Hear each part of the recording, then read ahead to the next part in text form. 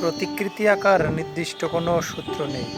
প্রতিকৃতিটা কোন ভঙ্গিমায় তাকিয়ে আছে সেটা অনুযায়ী প্রতিকৃতি কোথার থেকে শুরু করলে সেটা সহজে মিলবে এবং দেখতে ভালো লাগবে, এটা বোঝাটা খুব জরুরি। এজন্যই প্রতিকৃতি আঁকার সহজ কোনো সূত্র নেই বলে আমার এটা মনে হয়।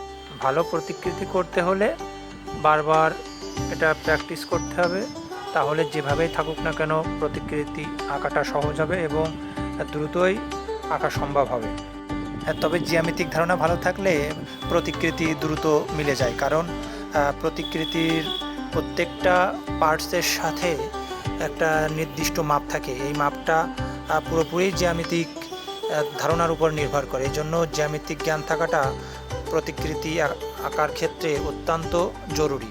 আর সামনের দিকে তাকিয়ে থাকা প্রতিকৃতির থেকে উপরের দিকে বা নিচের দিকে তাকিয়ে থাকা প্রতিকৃতিগুলো তুলনামূলকভাবে বেশ কঠিন হয়ে থাকে, কারণ এখানে মাপটা জ্যামিতিক হলেও এখানে দক্ষতাটা বেশি কাজে লাগাতে হয়, কারণ সবসময় জ্যামিতিক মাপ নিয়ে মিলবে, তবে দেখার দক্ষতা এক্ষেত্রে বেশি কাজে লাগে বলে আমার মনে হয়।